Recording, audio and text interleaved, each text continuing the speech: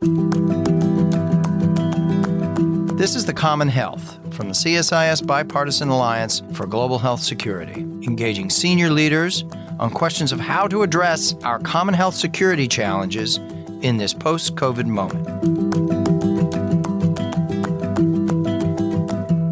I'm delighted today to be joined by a close friend and colleague, Jennifer Cates. Jennifer is the Senior Vice President and Director of the Global Health and HIV Policy Program at KFF, what we used to refer to as a Kaiser Family Foundation, now known simply as KFF. She oversees policy analysis and research focused on the U.S. government's role at both the global level and on the global and domestic HIV epidemics. And she played a very lead role during COVID in managing KFF's prodigious work on the COVID-19 pandemic. Jen, thanks so much for joining us. It's very generous of you. It's great to have you with us this morning. Thanks, Steve. It's always good to be here. Thanks for inviting me.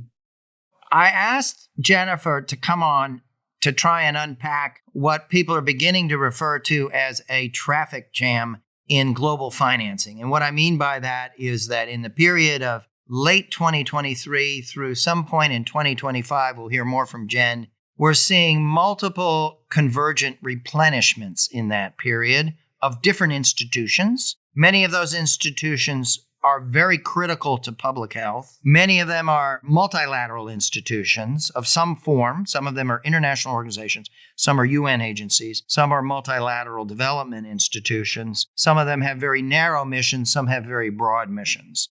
Within this group are the Gavi, the Vaccine Alliance, the Global Fund to fight HIV, AIDS, tuberculosis, the World Health Organization, WHO, the World Bank's International Development Assistance Authority, IDA, and CEPI, which is of recent vintage, of scarcely less than 6 or 7 years ago, the Coalition for Epidemic Preparedness Initiatives. And then, of course, we have the flagship program of the U.S. government on global health, which is PEPFAR, and we'll touch on that a little bit, President's Emergency Plan for AIDS Relief. So we've got a lot of different institutions who are out chasing funds in a similar time frame, and I wanted to make sense of this. First question to you, Jen.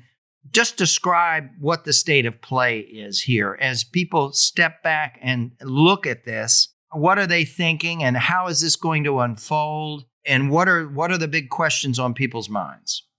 It's a great question. As you framed it, there's a lot of big moments happening in global health. And this happens sometimes where there's more than one focus. We have to be realistic that politicians and others have limited capacity to hold on to multiple things at once. That's why people are calling it a bit of a traffic jam. And I think CGD did a really nice piece to that effect. Coming up really soon, and actually we talk about this, the WHO, the World Health Organization, for the first time is calling on, they're not calling it a replenishment, but an investment opportunity, which they've not done before. And that's a 2-year cycle, right? Yeah. And then soon after that, the Pandemic Fund and Gavi are also doing replenishments. And then right after that is the Global Fund. I think it raises a lot of questions. It's challenging for those institutions because they have to do a very clear job of distinguishing themselves from the others and cooperating both on, I think, timing, and they have the same donor pool. Another thing that, I think will kind of crashing a little bit into the reality here is it's not a great time to be asking for money. There's not a wallet out there that's ready to be opened up. I think it's the opposite. It's what can be sort of pried out from donors. And these replenishment moments and these investment moments are really important because they kind of set the stage. Yeah. So you want them to be successful. They're going to have these challenges. So I think it's going to be a difficult period to do that.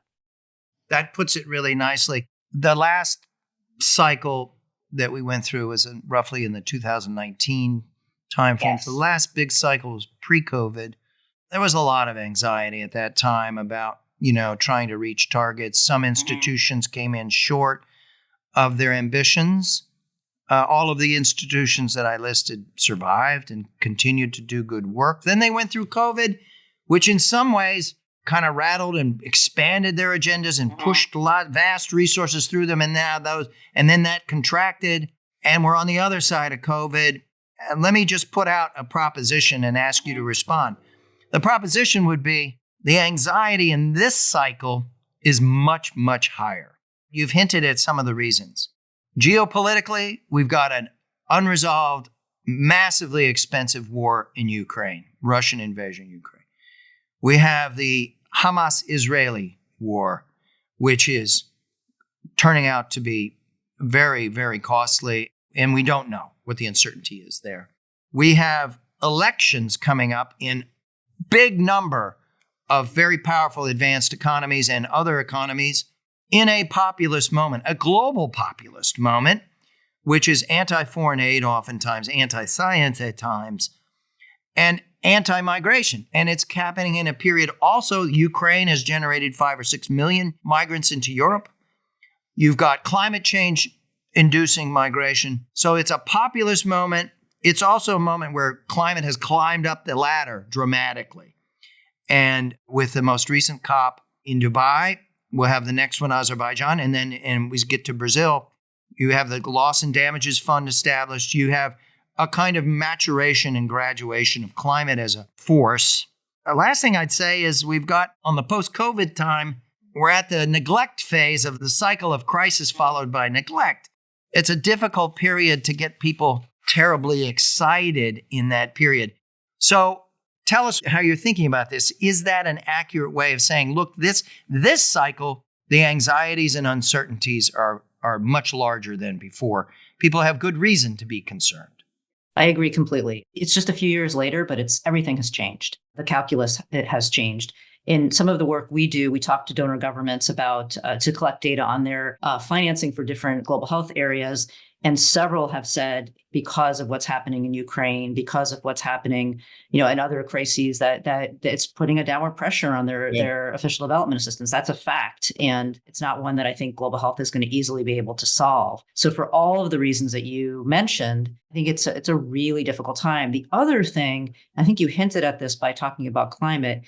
You and I have been doing this work for a long time. We remember a decade ago where global health was the, standout area of international development. Everyone looked at global health. It had, at the time, the newest and most innovative institutions that were being developed, the Global Fund, Gavi, PEPFAR is a bilateral one, but really new ways of doing things and setting a different standard. And we're really held up as sort of models. We're beyond that phase now. And those, to some extent, it's because they're the existing institutions and they're the ones that people know about. And you have to remind people about why they're important sometimes. But also, there's some more skepticism about global health than we used to experience. I don't think it's a monolith, though, that, of the 4 institutions we're talking about right now, WHO, Pandemic Fund, Gavi, and Global Fund, I think they face some slightly different outlooks. Differentiate a little bit for our listener as to how that's playing through across those different 4 institutions.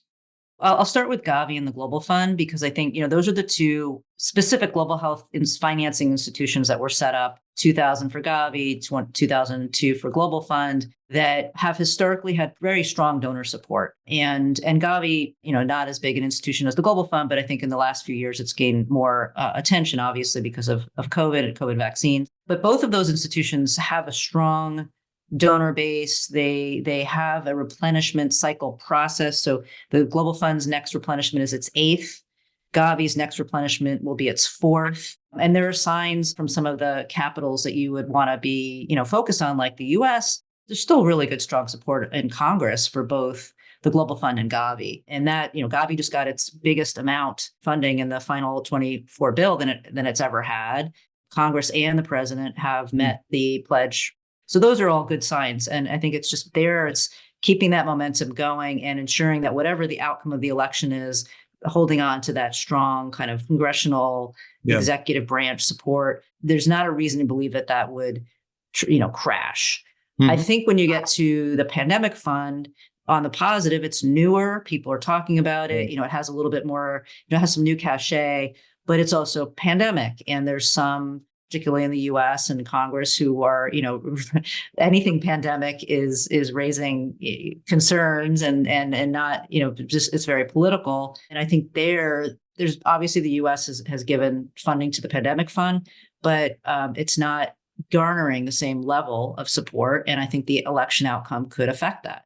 I think WHO is obviously the most vulnerable here. WHO member states have said, we agree you need to have a different model. We have an assessed fee, which basically says, okay, donors based on size of your government, this is the percent you're going to give to WHO as a member. But also the US, every other donor, the Gates Foundation, all come in and give WHO money for specific things.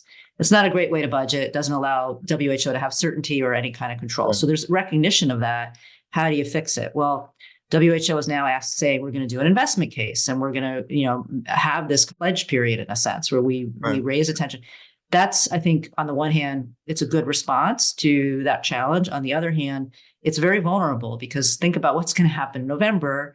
The US is going to have an election. If the election happens to be an outcome of President Trump, we know that from recent experience and from all indications in the campaign, they will not support continuing any kind of involvement in WHO. The US has been historically and currently the number 1 or 2 donor to WHO. So to lose that support, particularly right as the investment opportunity comes, would be a big blow to the WHO.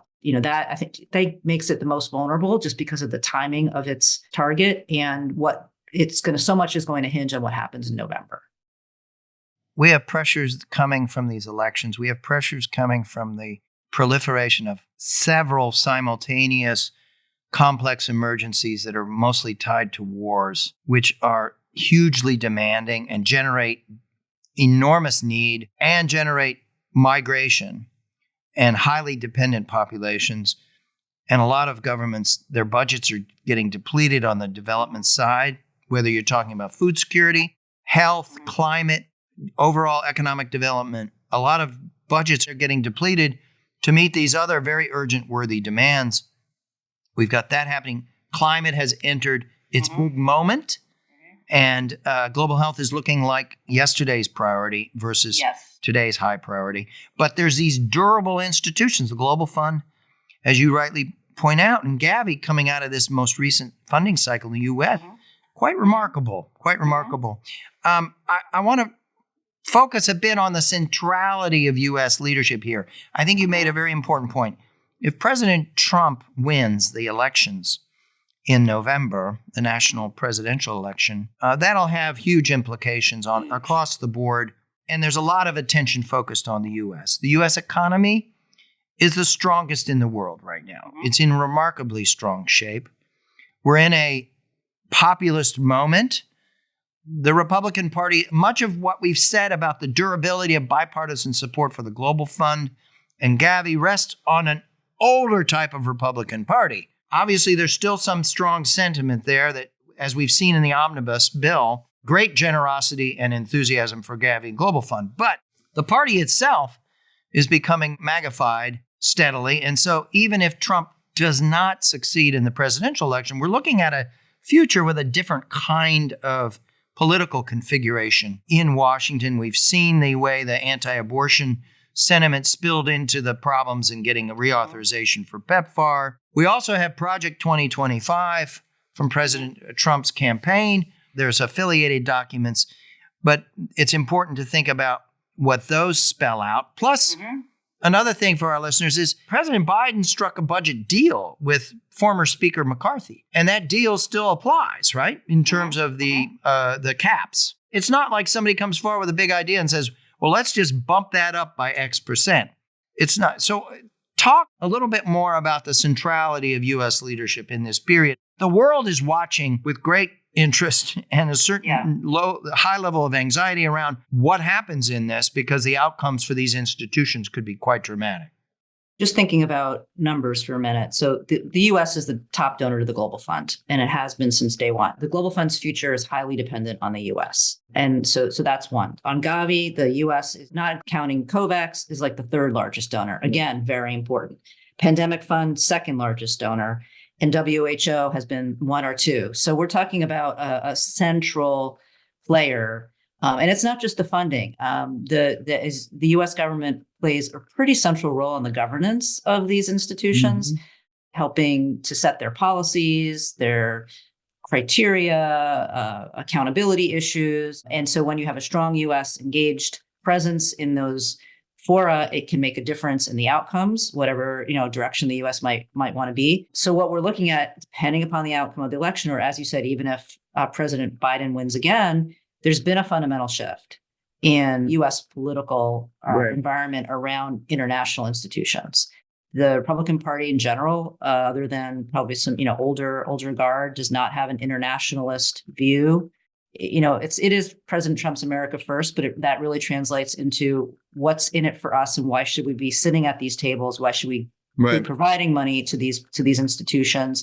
And in some cases, there are valid questions about the role of these institutions, and some of them might need some reform. I don't think that's the issue. It's really just about a really different stance, contrary to where the U.S. has been for decades, which is essential to all global discussions on just about everything.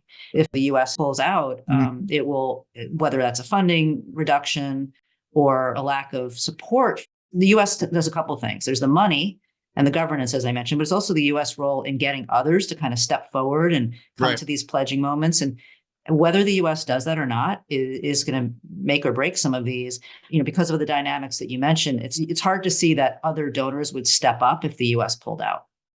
All of these institutions we've talked about are inherently partnerships, right? Where U.S. leadership has forged alliances with others, motivated others. The leadership has not just been, we are paying in transactionally for what our narrow piece of this is. We're paying in partnership with a range of different institutions and countries, and we're in it as an alliance. Have you had a chance to look carefully at Project 25 or the America First program and platform? What does that tell us?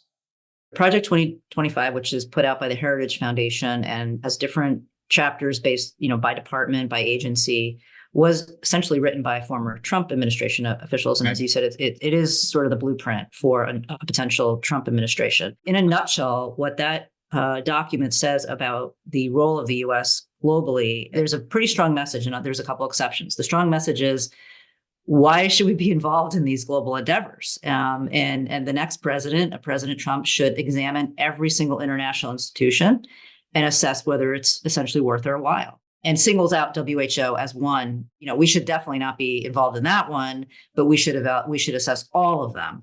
Its stance is prove that we should be involved, not we're going to continue our longstanding involvement. So it's a very different approach. It questions the role, the utility, the organization of them, and also their agenda. Part of it is there's two kind of threads. One is, why should we be involved in the world in the way we have been in the past?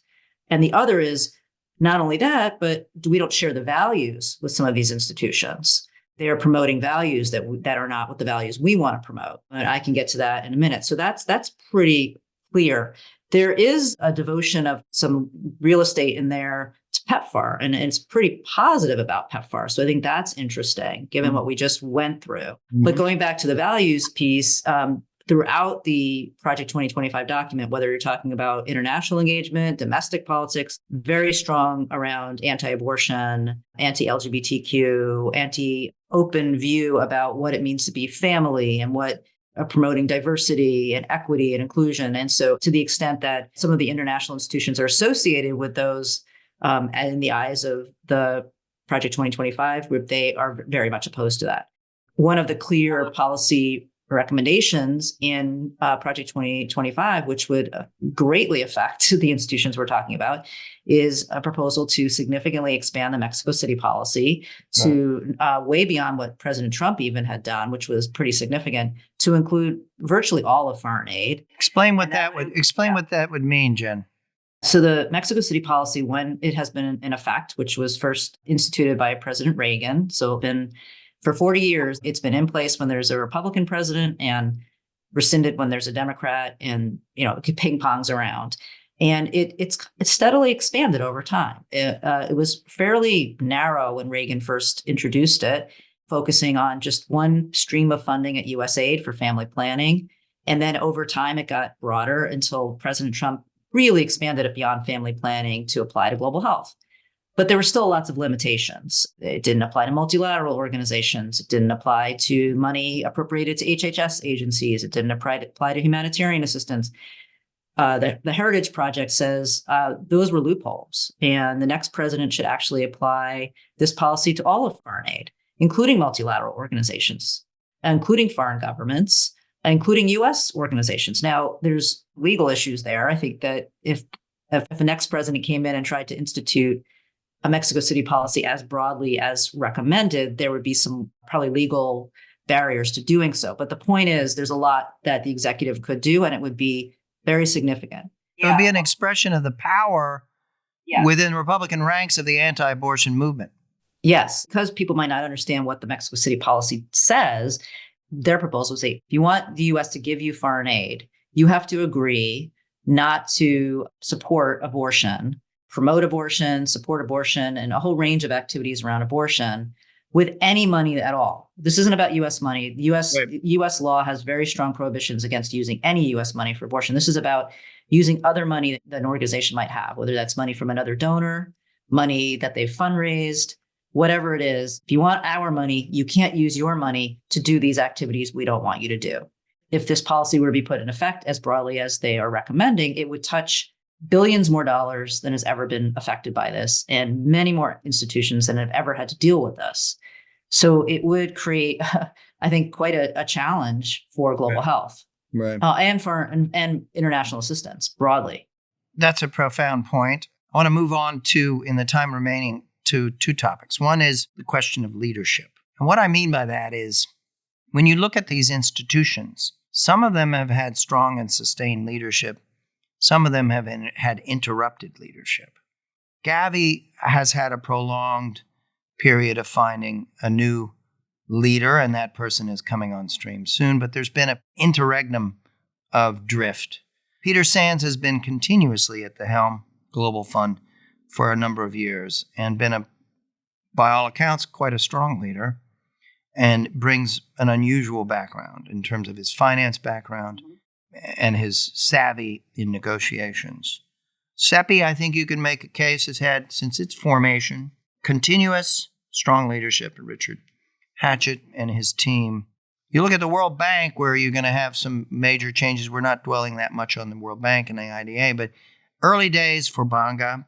PEPFAR, okay, we have a very strong person, John Nkengazong, in a newly established bureau at the Department of State, heading up PEPFAR and the global health security agenda writ large. But PEPFAR went through a 27-month period without a confirmed leader at the helm.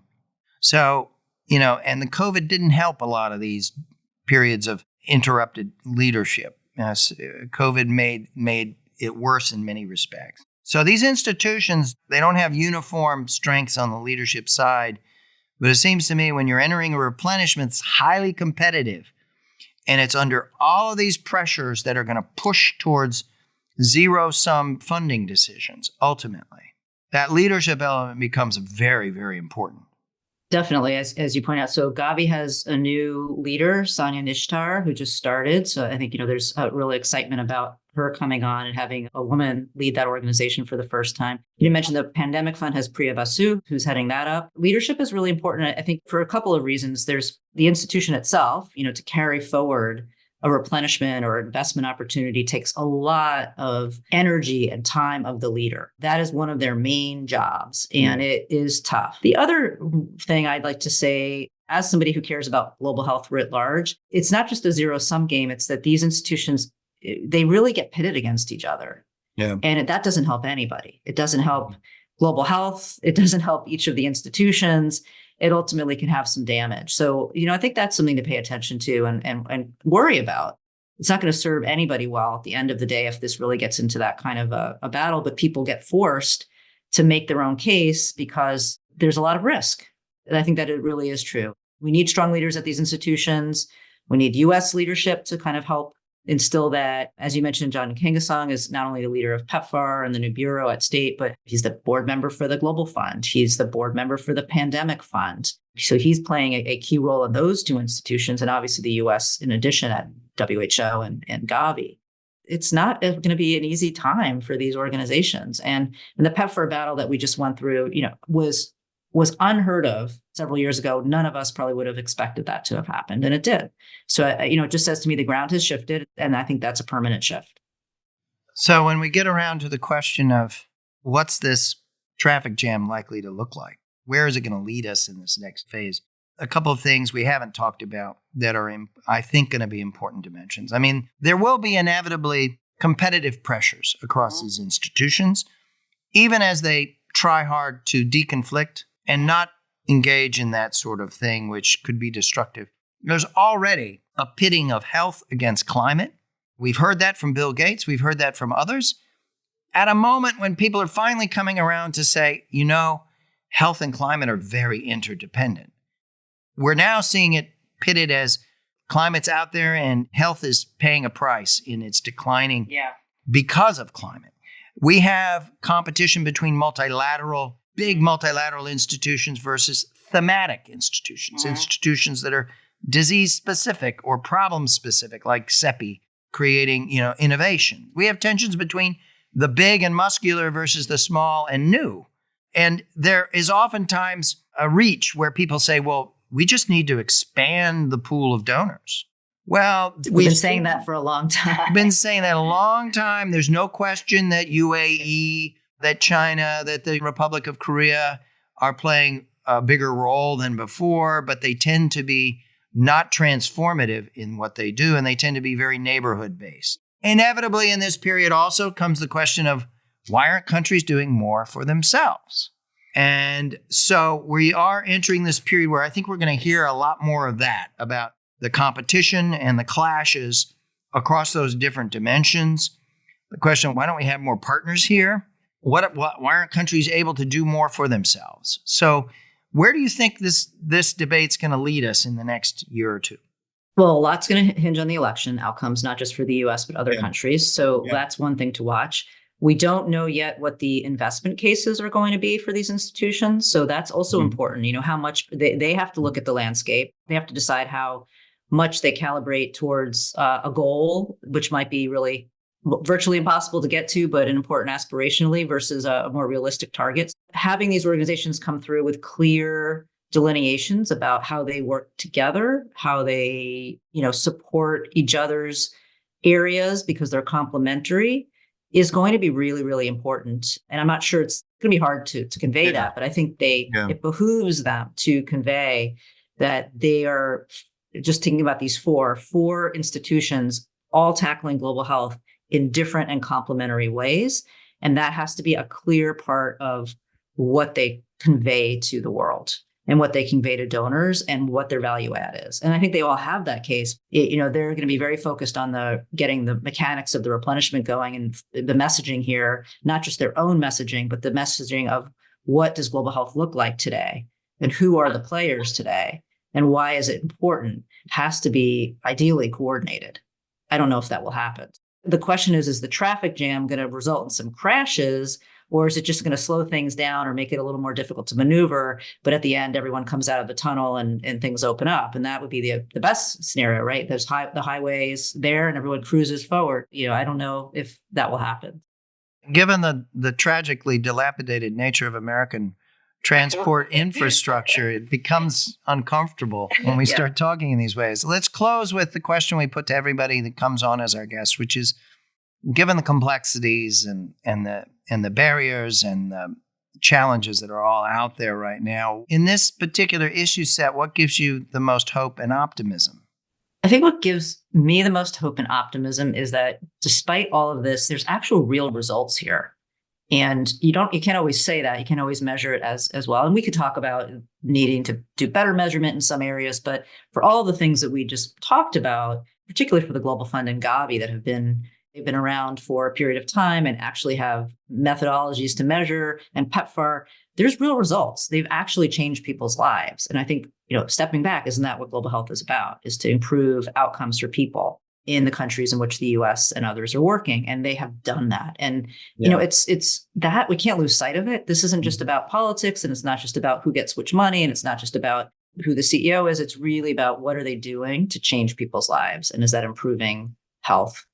And we can actually, unequivocally say they're doing that. And that's pretty important. So that I have optimism over that. Thank you. That's a great answer. This has been a terrific conversation. Thank you, Jennifer. This is a really timely and compelling problem set that we face. It is. Maybe we can come back in a year or two and say what happened. Right. Show our bruises and where we got things wrong and where we got things right. But we're going to see a lot of these leaders floating through town pretty soon. The spring meetings, IMF, World Bank meetings. we're going to see a lot of these people floating through town, some of them in our institutions fairly soon. So it's quite real. But thank you so much. This was terrific, Jen, and thanks for all your leadership on all these issues. Thanks so much, Steve, and CSIS. Thank you for listening to The Common Health. If you enjoyed this podcast, please give us a follow and leave a review. To learn more about the CSIS Bipartisan Alliance for Global Health Security or listen to other CSIS podcasts, please visit csis.org.